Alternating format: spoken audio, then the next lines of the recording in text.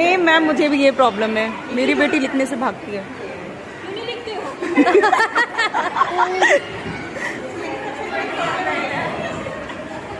देखिए ये इनका भी ये प्रॉब्लम नहीं है, बहुत सारे बच्चे लिखने को अवॉइड करते हैं क्योंकि ये बोरिंग लगता है हमको लिखना। Yes ma'am. लिखना एकदम छोड़ नहीं देना। आप ना थोड़ा थोड़ा, जैसे पेरेंट्स आप ही लोग पढ़ाते हो, मोस्टली सारे मदरसे बच्चों को पढ़ाती होंगी आप, तो जब भी पढ़ाने बैठते हो ना, ज़्यादा पढ़ाने को उसको इंटरेस्ट मत दीजिए। लिखने का कम से कम मैं बोलूँगी 2 लाइन 3 लाइन, हर एक चीज आपको भी सुनना है। हर एक चीज कम से कम 2 लाइन 3 लाइन, 1 पैराग्राफ 2 पैराग्राफ का आदत डालिए, स्टार्टिंग से ही डालना पड़ेगा। बाद में जाके तो नोट्स ही नहीं बनाएगा, आपके टीचर्स को ब्लेम करेंगे, टीचर तो लिखाते नहीं है, पेरेंट्स बोलेंगे कि हाँ टीचर तो पढ़ाते नहीं। हाँ, तो वही स्टार्टिंग लेवल से आपको लिखने का प्रैक्टिस करा। मैं नहीं बोल रही थी कि उसको 10 पेज लिखने के लिए दे दीजिए, वो रॉन्ग है। कम से कम हाफ पेज ही लिखे, 2 लाइन ही लिखे। वो एक रूटीन बना दीजिए कि तुम आधे घंटे पढ़ने बैठ रहे हो तो उसमें 15 मिनट तुम लिखोगे, या 15 मिनट 5 मिनट तुम लिखोगे, बाकी क्या 25 मिनट क्या करेंगे, कुछ पढ़ेंगे। तो 5 मिनट तुमको उनको पढ़ाना का पड़ रहा है, इसको इनकरेजमेंट कीजिए, रिफोर्समेंट कहते हैं हम उसको, कि तुम 5 मिनट लिख रहे हो तो हम तुमको उसके बदले कुछ समथिंग लाइक अप्रिशिएशन घुमाने ले जाएंगे। चीजों का आदत मत लगा दीजिए, तो चॉकलेट देंगे, दैट इज रॉन्ग। घुमाने ले जाएंगे या फिर कुछ आपको हम थोड़े देर के लिए टीवी देखते देंगे। अगर आप 5 मिनट लिखते हो, 1-2 दिन के लिए हमेशा के लिए, वो भी कभी कभी, तो 5 मिनट का कम से कम उसको लिखने का प्रैक्टिस करिए। 25 मिनट भले पढ़ा लीजिएगा, लेकिन रूटीन में डाल दीजिए, आपको ही करना है।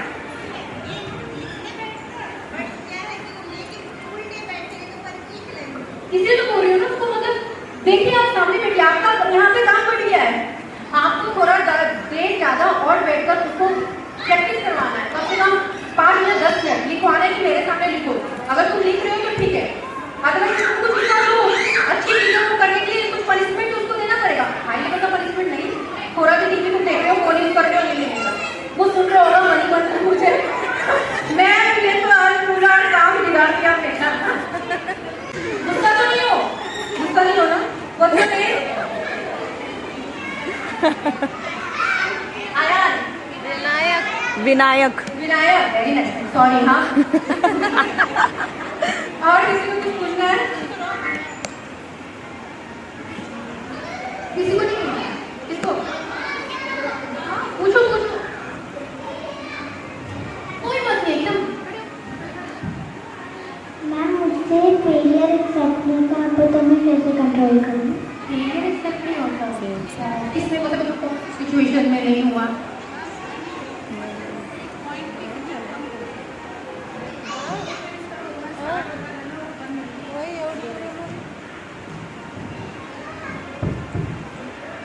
यहाँ पे ना बेसिकली आपका रोल है एज अ पेरेंट।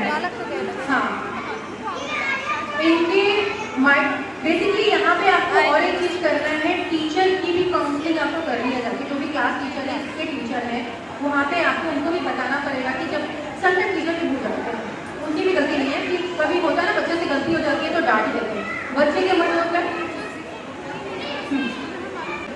कोई बात नहीं, लाइफ बहुत छोटी है, बहुत मौका मिलेगा।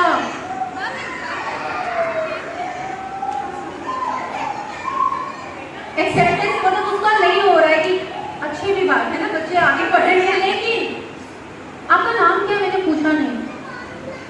काव्या। काव्या, देखिए बेसिकली यहाँ पे ना बच्चे को अभी छोटा है, ये 5 ईयर्स में, राइट।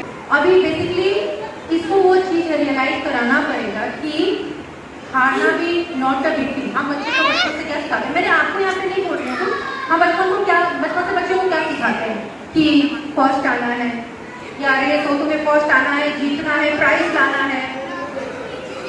मैं समझ रही हूँ, दैट इज द पॉइंट। हमें हमेशा कहते हैं तुम हार भी रही हो ना, तो हारने वाले भी तो बाजीगर होते हैं, तो हारना नहीं, वो भी एक कला है, सब कोई थोड़ी ना हार जाता है, सब जीतने के लिए आगे बढ़ते हैं। हार रही हो तो सोचो कि क्या गलती हो गई, नेक्स्ट टाइम उसको कैसे इंप्रूव करूंगी, उस पर आप ज्यादा ध्यान दो। गलती होगी तो कुछ हो जाता है ना, कोई बात नहीं, उसको एक्सेप्ट करो कि गलती हो गई, नेक्स्ट टाइम से मैं कुछ और इंप्रूव करूंगी और अच्छा परफॉर्म करूंगी। जीतने के लिए कभी कम्पीट मत करो, एंजॉय करने के लिए, पार्टिसिपेट करने के लिए कम्पीट करो। जीतने के लिए आप कम्पीट करो कि मुझे फर्स्ट आना है, जीतना है। अब फर्स्ट नहीं आओगे तो फिर लो फील होगा, तो जीतने वाला थॉट नहीं लाना है। बोलो कि मैं इंजॉय करूंगी, पार्टिसिपेट करूंगी, मुझे अच्छा लगेगा। जैसे कोई गेम खेलते हो, इंजॉयमेंट होती है ना, फिर आप हार जाते हो, रोते हो। तो जो इंजॉयमेंट की थी वो तो सत्यानाश, हाँ, सारा इंजॉयमेंट खत्म।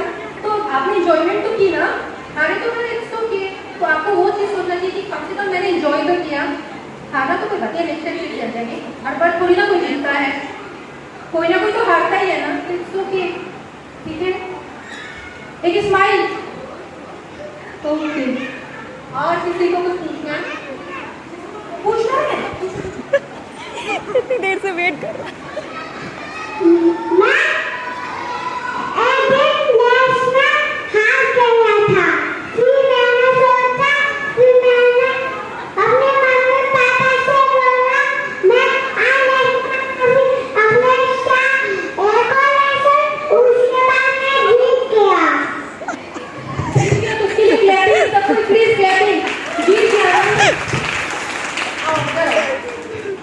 आपका नाम?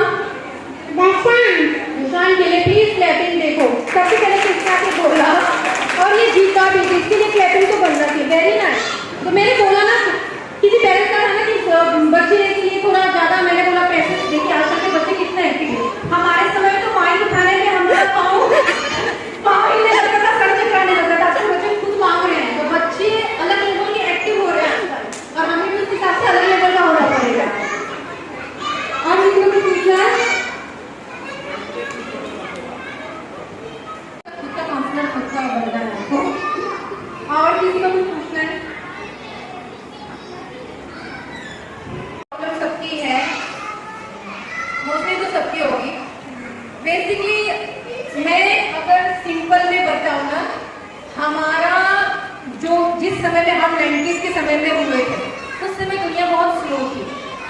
सच है, दुनिया बहुत स्लो थी। हम बहुत स्लो जन हमने लिया है। फोन, टीवी, टेलीविजन कुछ नहीं होता था।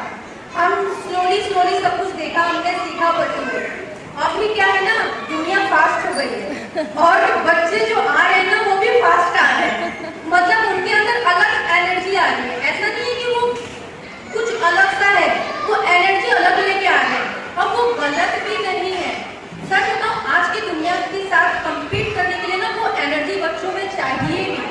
अगर सोच लो कि बच्चा स्लो है, बात नहीं कर रहा है, मैं आपकी प्रॉब्लम में आऊंगी, लेकिन एक जनरल बता रही हूँ, बच्चा अकेले में बात नहीं करता, चुप रहता, आप डिप्रेशन में चले जाओगे।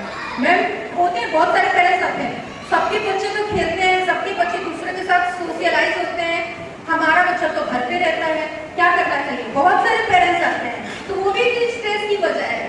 तो आजकल के जनरेशन के हिसाब से, आजकल के करंट सिचुएशन के हिसाब से बच्चे भी हाइपर एक्टिव हो रहे हैं।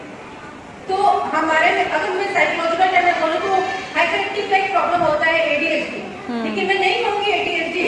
पेरेंट्स वो सोचेंगे मेरे बच्चे में प्रॉब्लम है। एक्चुअली करंट सिचुएशन के हिसाब से हर कोई ADHD है, चाहे जेंट्स हो, लेडीज हो, बच्चे हो। थोड़ा सा जो मैंने बोला ना, सिचुएशन बदल रहा है, वक्त बदल रहा है, बच्चे फास्ट हो रहे हैं। आपका बच्चा नहीं, लेकिन सारे बच्चे घूम रहे हैं। कौन बच्चा बैठा है? एक तो बैठे हैं बेचारा मोबाइल में लगे हैं, किसने बैठे हैं? ये बच्चे बैठे हैं। तो मैक्सिमम ज्यादातर बच्चे एक्टिव हो रहे हैं। तो इसका सोल्यूशन ये है, हमें भी थोड़ा सा ओवर एक्टिव होना पड़ेगा। अगर हम वो स्लो वाले हिसाब से उनको मतलब देखेंगे ना, जो हमारे पेरेंट्स ने हमें देखा, हमारे पेरेंट्स ने भी बहुत अच्छे से देखा है, लेकिन उस स्लो वाले हिसाब से सोचें कि हम अपने बच्चों को भी देखें, वो भी चले। हमारे समय में तो मम्मी पापा ऐसे देखते थे, हम तो चुप बैठते थे, होता है ना, वो आप नहीं कर सकते। सिचुएशन, वक्त, सब कुछ बदल गया, बच्चे फास्ट है, हमें भी फास्ट पेरेंट्स बनना पड़ेगा, आपको भी उस तरह से फास्ट करना पड़ेगा। बात रही जो आपने कहा सुनता नहीं है या फिर खाने का है, वो चीज़ें बेसिकली मोस्ट ऑफ द बच्चे में होती है कि खाने की चीज़ें नहीं खाते, बहुत रेयरली कुछ चीज़ें खाते हैं, अदरवाइज कुछ चीज़ें पसंद नहीं आई, नहीं खाएंगे। मेरे पास भी एक ऐसा केस है जो मैं लास्ट 2 साल पहले मैंने देखा था। एक बच्चा था, वो वेज खाता ही नहीं था, टोटली नॉनवेज। सुबह उठ के तो नॉनवेज चाहिए, दोपहर में नॉनवेज चाहिए, रात को नॉनवेज चाहिए, नहीं मिले तो नहीं खाएगा।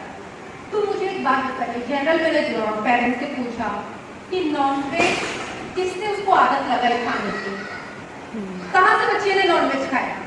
फर्स्ट पेरेंट्स ने दिया, तो जब वो मांग रहे आप लोग दे रहे हो। उसके अलावा जब आप उसको वहाँ पे स्टॉप स्टार्टिंग नहीं करते तो ये लेवल यहाँ तक नहीं पहुँचता। बच्चे को कभी भी किसी एक चीज का टेस्ट मत लगाइए। अगर बच्चा कहता है नहीं खाऊंगा, ठीक है, उसको मतलब प्रेशर नहीं देना कि तुमको ये खाना ही पड़ेगा। गेट इट स्ट्रॉन्ग, एटलीस्ट उसको टेस्ट करा के उसको बताइए कि आपको हर चीज खाना है, उसको छोड़ नहीं देना। बहुत सारे पेरेंट्स नहीं खाते, बच्चे पहले छोड़ देते हैं कि नहीं हो जाएगा, कुछ और बना दो। टेस्ट कराओ, 2 चम्मच ही खाओ, 3 चम्मच ही खाओ, फिर टेस्ट करके समझो चीज क्या है, उसके बाद में दूसरा दूंगी। अगर तो बच्चा किसी चीज का जिद करता है, उस वक्त उसे वो चीज मत दीजिए। 1 दिन बाद दीजिए, 2 दिन बाद दीजिए, 3 दिन बाद दीजिए, लेकिन उस समय जो जिद कर रहे हैं मुझे वो चीज चाहिए, वो चीज उसे मत दीजिए। इससे आप बढ़ावा दे रहे हैं वो बच्चे को, वो और चीज उसका इंकरेजमेंट होगा कि मैं जो चाहूँगा वो मुझे मिल रहा है। तो चाहे वो खाने का हो या कोई चीज होगा, कुछ भी जब वो डिमांड करता है, कभी सारे पेरेंट्स के लिए, सिर्फ मैं मैम को नहीं बोल रही हूँ, मैं सारे पेरेंट्स को बोल रही हूँ, जब भी कोई बच्चा कोई चीज मांगता है उस वक्त लाके मत दीजिएगा। चाहे आपके पास, मैं नहीं बोल रही हूँ कोई रीच पेरेंट्स है, कोई पेरेंट्स रीच नहीं होता, सारे पेरेंट्स एक ही होते हैं, चाहे कितना भी आप फाइनेंशियली स्टेबल क्यों ना हो, आप बच्चे को उस वक्त में सामान मत दीजिए। 1 दिन बाद जाके दीजिए, 2 दिन बाद दीजिए, उसको बच्चे की अहमियत पता चलेगी कि मैंने इसके लिए मेहनत की तो मिली है। हाथ में जाके दे दोगे मांगते ही, तो वो बच्चे के लिए भी आगे जाके सही नहीं है। ठीक है, और किसी को कुछ पूछना है? आपको आंसर मिला? Okay, thank you.